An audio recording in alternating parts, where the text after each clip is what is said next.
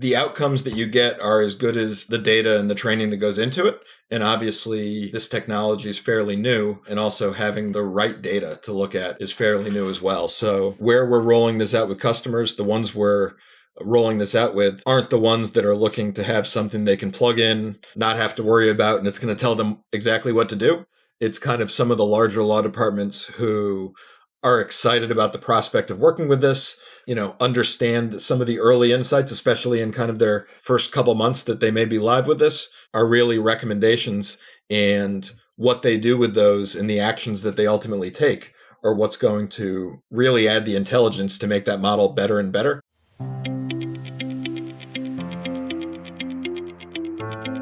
Today on LawNext, how legal departments can use data to drive more strategic decision-making. My guest is Jeffrey Solomon, Head of Managed Services and Analytics at Wolters Kluwer ELM Solutions. Solomon oversees ELM Solutions' Legal View database of data on legal spend, which recently surpassed $150 billion in the data it tracks. This is Bob Ambrogi, and you're listening to LawNext, the podcast that features the innovators and entrepreneurs who are driving what's next in law. Before we get to today's interview, let's hear about the sponsors who make this podcast possible.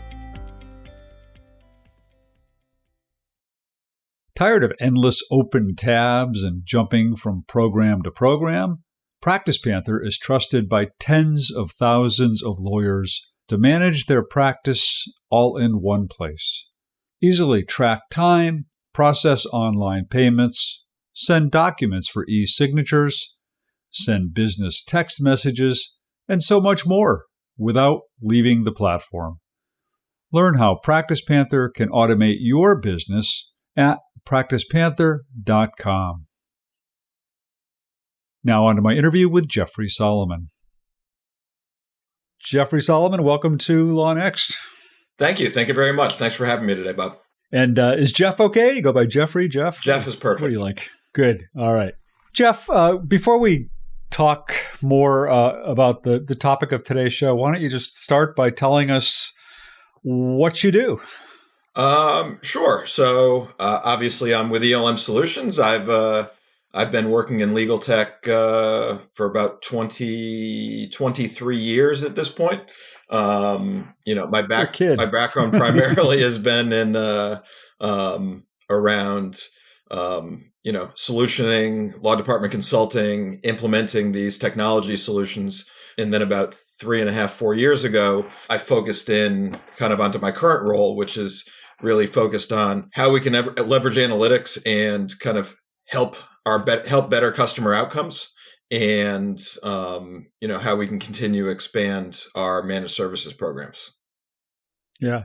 I mean, in those 23 years, I think you said, you've been at Wolters Kluwer a lot of those years.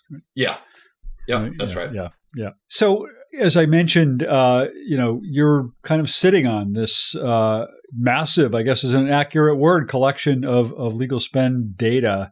Could you kind of talk about the nature of the data that you have and how you get it? Where do you get it? Perfect. Yeah, thanks. It's it's kind of exciting just because it's proven to be very useful to us just based on the quality of the data. So we're not relying on surveys or kind of selective contribution. We've set up programs where we've worked with our customers on an agreeable and voluntary basis where they've decided that they're willing to contribute their data. The upside of that is that as customers of our spend and matter management solutions, it's kind of a fixed quality. So, we know that it's all compliant data. We know that the math works, that the line item detail is there, that it ultimately started out as being submitted as a leads compliant invoice. And we also have kind of that full visibility into the details around that. So we have their matter type information. We have very detailed information around some of the vendors and the type of timekeepers that are working through it. So as we take this data and kind of anonymize it, normalize it so that we can look at it all from kind of an apples to apples comparison, it's really easy for us to do that and provide some value. Yeah. And I know you say that this is, I think, the largest collection of this kind of data anywhere. I can't check on that. I'll take your word for it. But are you getting it both from legal departments and from law firms, or is it primarily coming from the legal departments? So it's coming from the legal departments. Yeah. So of law firm invoice data that came in, submitted to them into either Passport or T360. Yeah. As you said, you started kind of focusing on this area about 4 years ago. I'm sure in the work that you've been doing over the years, you've seen significant changes in legal departments and how they operate and how they use technology. Where are legal departments in terms of this evolution or transition towards using data, using predictive analytics in the management of their departments? How far have they come, and how far do they kind of still have to go on that? Yeah, so that's a good question, and they've really come a long way. So when I started working with my first corporate customer on how we can help them manage this with technology, this was back in 1999. It was really about solely focused on kind of invoices. How can you help us better manage our invoices? And anything that came out of better decision making or better outcomes wasn't really even a consideration. It was just how can we get the paper off our desk? And that was kind of the focus for a number of years.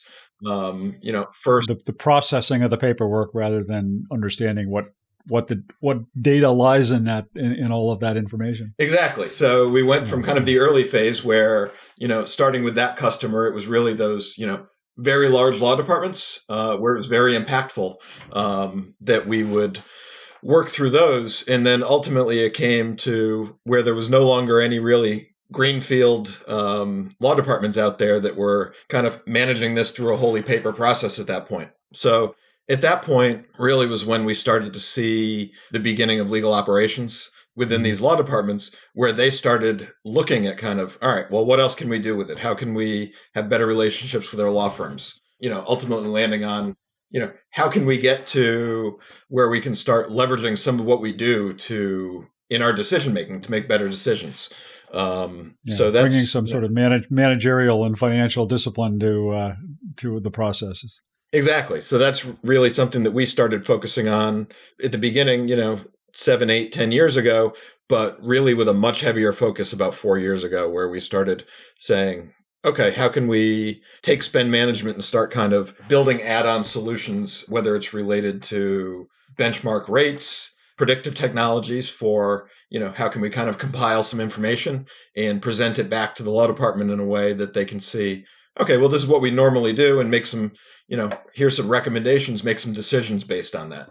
So it's really continuing to evolve, but there's a lot left to go. I mean, there's more that we can do. We're still kind of, things like AI help us here, and we're still kind of early in the, in the life cycle of law firms willingly adopting kind of a machine telling them what they should do.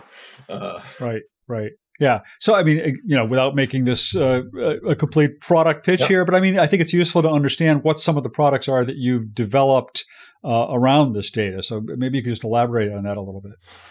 Sure. I'll do it quickly. We really have a few, 3 or 4 that are heavily focused on how we can work with this data. So the first being our Legal View Bill Analyzer solutions, which is really around outside counsel guideline compliance during the invoicing process. So initially that was pairing something that was not a new business, the invoice review process, outsourced bill review, and pairing that with technology. So how can we leverage AI, analytics, things like their past billing practices to really analyze in very granular detail through technology and present that back out to the bill reviewers for them to leverage in acting on that and ultimately getting to, very compliant invoices. Yeah. The second area is, from there, we really started to focus on, all right, how can we get just even better visibility around spend? Historically, most law departments weren't able to actually get, every single dollar going through, some sort of technology system. There was still kind of some outliers there. So from there, we leveraged our AI technology and built what we called intelligent invoice conversion. And that was really kind of an invoice parsing process that would be able to take in a PDF invoice, a Word document, however kind of outside counsel submitting that directly to whoever they're working with at the law department, and leverage the natural language processing component of AI to be able to read in that information, process it, parse that out, and ultimately put it into an electronic billing compliant leads file where it could land in in a spend management platform, and then really kind of bring in all the spend there. Yeah, with a dashboard component to that, is there? Exactly. Yeah. And right. We really have the customers who've adopted that so far are really seeing a lot of value in that.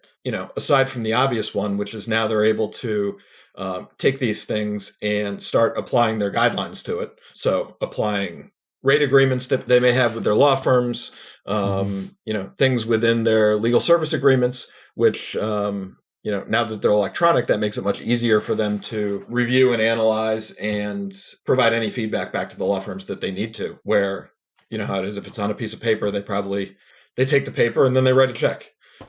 Because kind of the review and exception process around a piece of paper is much more challenging than it would be, through a targeted technology solution. Yeah, and then are you also providing components of predictive analytics as well? We are. So initially leveraging the 150 billion in spend within LegalVIEW, we built out an initial model and trained that model that starts looking at things like, that basically takes outcomes and provides recommendations earlier in the process while you still have time to make decisions that can benefit you. So things like the outside counsel assignment process. So where you have a certain type of case that you're working on, you need to assign counsel to it. You may know exactly who you want to assign at that point, but it's also something that we can provide to be able to sit down with you, say, these are the kind of the ways that we look at defining outcomes. Help us understand which ones are more important to you. And then we can start providing that information back to the corporate client at the time of assignment to say, okay, based on the information that you've input about the case, now that you're looking to assign it, here's where we think you're going to get the best outcomes by this list of stacked ranked firms, and here's why we think that. So, if there's something specific about a case that they want to look at that is different from their normal kind of evaluation process, we also give them the granular information so that they can take that in and say, okay, well, this is important to me here, so, I'm going to go with firm C. And you're specifically recommending firms. I mean, I've got a big intellectual property litigation matter coming up, a patent matter, say, and I've used 10 different firms over the last 5 years or something for my outside IP litigation matters. You're going to come back to me and say, here's the one you should use. And is that fair to say? Right. That's fair to say, but that does raise an important point of clarity at this point. So first is that we're not recommending firms from the world of law firms. We're recommending firms from that particular client's panel of law firms that they currently are working with. And we're also making those recommendations based on how those law firms perform working prior matters with this specific client. So different law firms have different relationships with different clients. If we're dealing with client A, we're really concerned about how law firm C has worked historically with client A specifically, and what they're doing with others isn't really of consequence, within this recommendation process. Yeah. And is that entirely a spend-based recommendation, or is it in some way also an outcome-based recommendation? It's spend and outcomes. It's it can be experience within different types of cases. It can be based on settlements, settlement values, time to settlement, outcomes. Yeah. It can be based on things as simple as predictability. So I like to get a budget from my law firms that's relatively accurate and not have to go through 6 round trips of requests for increase over time. So we have some customers that like to take in that kind of early accuracy as one of the factors that goes into recommendations around which law firm to use. Yeah, this is a naive question then, but how does the LegalVIEW data incorporate outcomes and settlements and that sort of thing? Is that all in the billing data? So the LegalVIEW data with predictive insights in particular really drives kind of the early model training and the early rule development. And we like to say that kind of builds the extremely strong foundation where we're able to roll this out for a customer. But from the time we roll this out for a specific customer, from that point on, it becomes wholly based on their activity and starts to deviate from kind of what the rest of the market's doing. Right. But you're actually tracking case outcomes. Again, not just how much I spent on this case, but did I win this case, or did I settle this case, or whatever. Exactly. So, we often have, as we've rolled this out with different customers, we often can use more data than they even have. So sometimes it's kind of a two-phase onboarding approach where, okay, this is what you have available to you. This is the type of data that you're capturing within your matter management system. So, these are the things we can do for that. But, if we had these additional fields of information that you may be capturing, then down the road, we can start leveraging that to also include that in some of the decision making. So we may roll this out for a customer who isn't tracking, settlement information, or isn't tracking the back and forth that goes on. So, initial offers, initial demands, and really it comes down to the more information we can get, the more relevant information we can get, the better we can be at incorporating that into these predictive models to provide a larger toolbox of recommendations back out to them. Yeah. What about beyond the choice of a firm? How else can a legal department use this data in its relationship with its outside firms? I mean, are they using this data to have discussions around staffing of matters? Yeah. So, there's a few different ways. So one is around staffing. As you look kind of historically at certain matter types with different size law firms, different case values, you see kind of staffing recommendations that come through that as these law departments have conversations with their law firms, if they're seeing things that are kind of out of whack, heavier utilization in one role versus another, and they think they can get better outcomes, then what we strive to do is present that information to the law department so that they're able to leverage it in their conversations. So they may see activities from a law firm that on its face, if you have no other information, are fine. But if you're able to be presented with information showing that you're actually a little bit heavier, you're not leveraging paralegals enough here. There's too much associate work, or the partners are carrying too much of a burden, and those things really drive costs. So giving them that information so that they're able to leverage that in their conversations with the law firms is helpful. As is, kind of our bread and butter from the beginning, which, starting with the real rate report 10 years ago, was around kind of benchmark rates by location, by firm size, by matter type, really broken down any number of ways. And there's many corporate law departments out there that are using that when they're having their performance discussions, recurring rate evaluations with law firms. And in the inverse, we have law firms that are no doubt out there buying copies of the real rate report so that they can look at it and say, and they may be saying, well, I'm leaving money on the table because, I'm doing this type of work and I'm charging X, but, I can see that X plus 10% is what's kind of market normative out there. So I think both sides are kind of trying to leverage data as much as possible when they have these discussions. Yeah. And the real rate report, for anybody who might not have heard of it, it's reporting actual rates that are being billed by geography, by practice area, by firm size, maybe. I'm not even sure of that, but yep. by different parameters, right? Exactly. That was kind of the way that we, after beginning the build and the population process of LegalVIEW and starting to get to the point of having enough data there for it to be relevant, the real rate report was really kind of that first foray into law department benchmarking. And really it's a PDF or paper report that is all broken down for you in this way. But that's kind of been the staple since we initially launched LegalVIEW.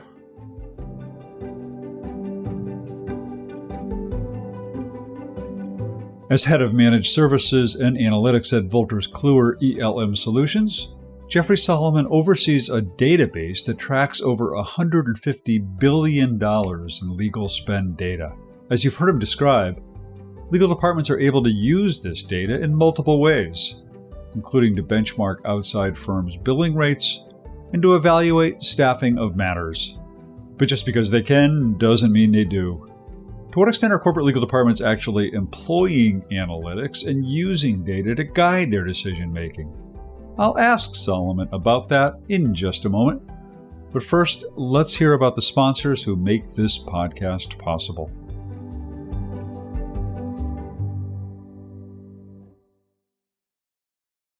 Paradigm brings together 4 world-class legal software solutions to help legal professionals manage, automate, and grow their firm. With Practice Panther, Case, Bill for Time, TrustBooks, and HeadNote, lawyers have the tools to seamlessly operate all aspects of their firm in the office or on the go. Learn why more than 40,000 lawyers use its products at joinparadigm.com. Welcome back to LawNext. I am speaking with Jeffrey Solomon, Head of Managed Services and Analytics at Wolters Kluwer ELM Solutions, where he oversees a database that tracks over $150 billion in legal spend data. As we return to our conversation, I asked Solomon about the extent to which legal departments are using this data to drive decision-making. I also asked how their access to this data shapes their conversations with their outside firms around efficiency and the use of technology. We also talk about the surprising findings of a recent report by Wolters Kluwer on corporate spending on legal mega matters, matters that have a total spend of more than $1 million. All of it kind of makes me want to come back to the question I sort of already asked you earlier on, but I mean, I talk to a lot of people working in legal departments, and I hear a lot about, all the pressure on legal departments to better manage their costs and their outside legal spend. And yet I also hear a lot of legal departments, or people in legal departments anyway, say, yeah, we know we should be doing that, but we're not doing it very well, or we're not doing it to the extent we should be. So hearing you talk about everything that you can offer, all the data that you can provide, the kind of insights you can provide, I'm just, again, wondering what your perception is on to what extent legal departments are actually employing this kind of data and making decisions based on this kind of data.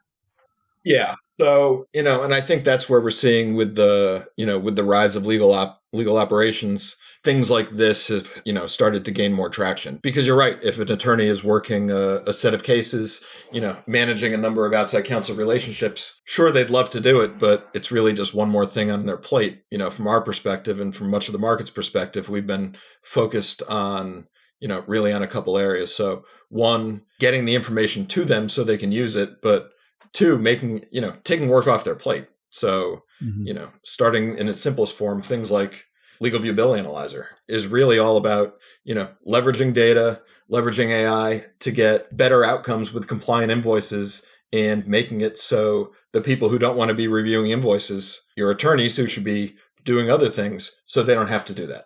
So I think it's kind of a balance. So you need the combination of, somebody at the law firm or at the law department who is interested in driving that, somebody who really wants to bring that in and, is incentivized to start getting better outcomes. And then really kind of ease of information and the technology just being easy enough to use where it becomes no more than part of the process, but certainly not a bunch of extra places you have to go look to try and chase down information. If we make it easy, if others make it easy, then it's the kind of thing that will be adopted a little more frequently. So I mean, what is, not to put you on the spot, but to what extent are you seeing adoption at this point? I mean, is it mostly larger legal departments? Is it like mostly sort of more tech-savvy legal departments? Are we talking 20% of the legal department, of the law departments out there, or 80%? I mean, where are we in this? I mean, it's really huge mix. Historically, as we look at, the law departments within, some of the very large insurers, they've always continued to be focused on compliance, reducing costs, and have really been, kind of some of the early leaders in wanting to adopt these solutions. I mean, many of the insurers that we have as customers that we've spoken to, outside of our customer base are really in positions where they're trying to leverage multiple areas here and also have even people on staff that are kind of, helping investigate, build these types of things. But we also see a pretty steady mix across corporate legal, across large, across small, but it's not 50% yet. We're still kind of in the early phases here, but I feel good now that we're starting to get some of our law department customers that have adopted one solution, whether it's one we have or one that they built internally, or which we're also happy to work with them on. And then they start to get enough positive outcome from that and enough positive feedback internally that they then have the internal capital to start looking at additional solutions to bring on top of that. So, once we kind of get to that point, then we know it's really catching on when we're, seeing get something and then want to get something more. Yeah. Does your data help law departments, legal departments in any way measure their own internal performance against any kind of benchmarks? There's some, the legal view is really, really heavily focused on spend data.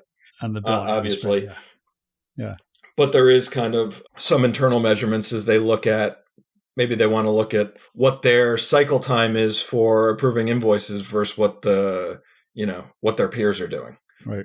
Things like that, in addition to, a lot of the other tools like the rates that they look at. Yeah. Do you have any sense of whether legal departments are using this data to have conversations with their outside firms about how those firms can be more efficient, not just charge different rates, but make better use of technology or employ different methods for delivering legal services? We try to make as much information as available as we can about, and we're starting to see a lot of our customers include things like this in their billing guidelines around the use of ALSPs, shipping out work where it's appropriate to be shipped out, defining certain staffing ratios that we've hopefully helped them get in their head what those staffing ratios should be, what's kind of market normative there. So I think we are starting to see that for sure. Yeah. Yeah. And I guess that the data also shows whether the legal departments themselves are using ALSPs or other such alternatives. You guys did a series of reports that I believe you were involved in over the past year called Legal View Insights. And one of the most recent ones looked at this issue of legal departments using ALSPs to cut costs and found, if I'm not mischaracterizing it, found that they're not using them very much, at least for certain kinds of matters. Yeah, really, not as much as you would think. As we looked at that data to put that, that volume together, we really did see that the ones who are using it are really using it, but that there's, so many others who are just leaving the opportunity almost completely, untapped. Yeah, that particular report was looking at, mega matters, any matter having a total spend of at least $1 million. I'm looking at something I wrote about it here. So, interestingly, again, only 2.2% of the legal spend on these mega matters went to an ALSP. Again, even though you would think that in those matters there's a lot of work that would be inappropriate for an ALSP, maybe not the high end direct some of the direct litigation work, but e-discovery, for example, must be huge in those cases, and is a perfect opportunity for using outsourcing some of that work or using an ALSP, right? Exactly right, especially considering the finding in relation to basically kind of how those mega matters go is how the how the entire year goes, from a budget perspective. Yeah. So, I mean, do you draw any conclusions from that, or does that tell you anything?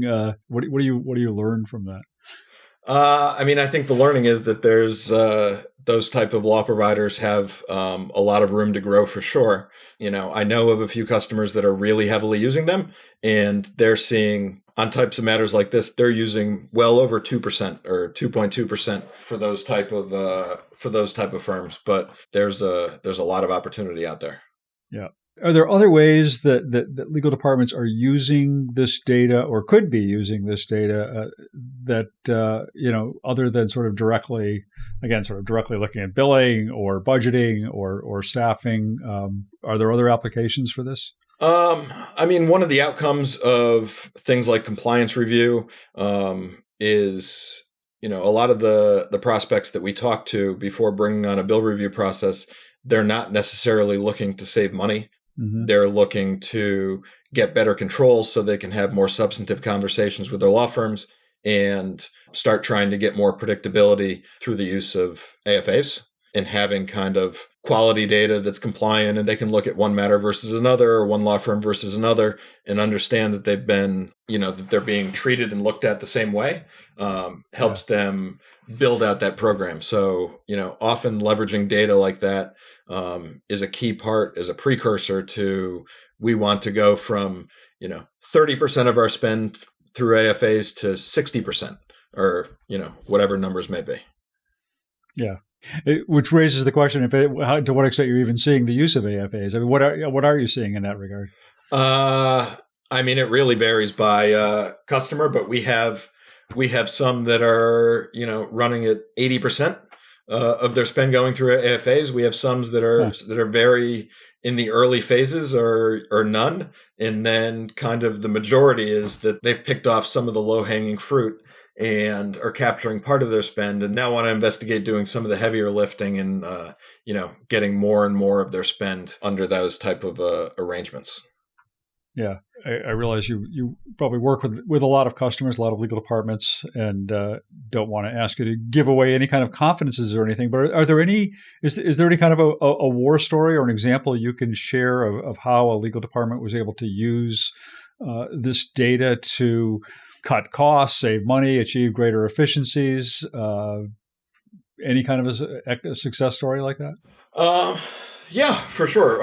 So we're really, I'll pick one customer in particular that we were working with that really kind of had internally been looking at how they could, build out some of these solutions, and ultimately partnered with us, as we were already a partner of theirs, and started implementing many of these solutions at the same time. So introducing the AI assisted bill review, introduced that intelligent invoice conversion, the PDF conversion to capture more of their spend, and then also started working with the predictive insights to start helping their case selection. So, predictive insights is kind of at a point where they're still in their evaluation phase, where they're kind of helping build out their model based on some of their behaviors.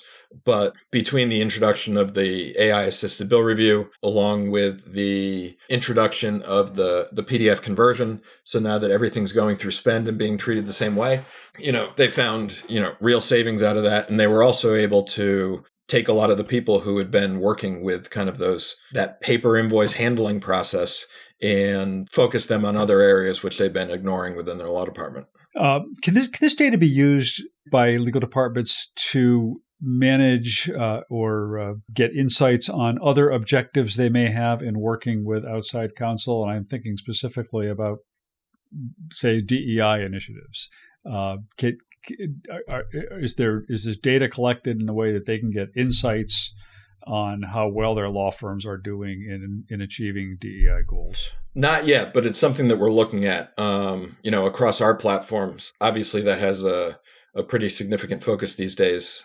As it should, and across our platforms, within the last couple of years, we've rolled out controls and modules to make it easy for the firms to work with that and easy to collect the data in kind of a normalized way. So the next step from that, when we kind of get to that critical mass where we believe there's enough information being captured, is to start pushing that into LegalView in a way that we can anonymize like everything else and start showing some benchmarks out of that. Yeah, I would think there would be a lot of interest in that. Yeah, definitely. Yeah.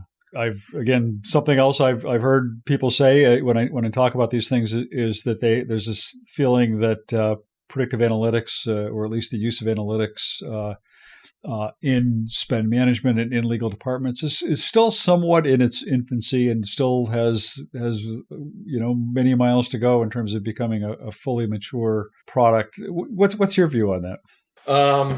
I agree. The outcomes that you get are as good as the data and the training that goes into it. And obviously, this technology is fairly new, and also having the right data to look at is fairly new as well. So, where we're rolling this out with customers, the ones we're rolling this out with aren't the ones that are looking to have something they can plug in, not have to worry about, and it's going to tell them exactly what to do. It's kind of some of the larger law departments who are excited about the prospect of working with this, understand some of the early insights, especially in kind of their first couple months that they may be live with this, are really recommendations, and what they do with those and the actions that they ultimately take are what's going to really add the intelligence to make that model better and better. So I think that's kind of where it is, that's the right audience for that. But somebody looking for something they can plug and play and not have to worry about it again, I don't think it's necessarily there yet anywhere. Yeah. So better inputs will be a big part better of it. Better input is huge for sure. And if you can get people excited internally that they're using this, and excited at the prospect of where it can be soon, and treat it that way as they review and take some action, then that'll expedite that process as well. Jeff, I've been peppering you with questions for a half an hour. Anything else that you'd like to say that I haven't asked you about? No, that was really great. I appreciate the time. We're excited about these areas that we're working in, and appreciate the opportunity to speak with you about it. Well, I appreciate your coming on and speaking. It's been a pleasure and enjoyable and really interesting stuff. So. And I guess congratulations on this data milestone. I mean, it's huge. It's pretty significant. So that's a cool thing. Thank you.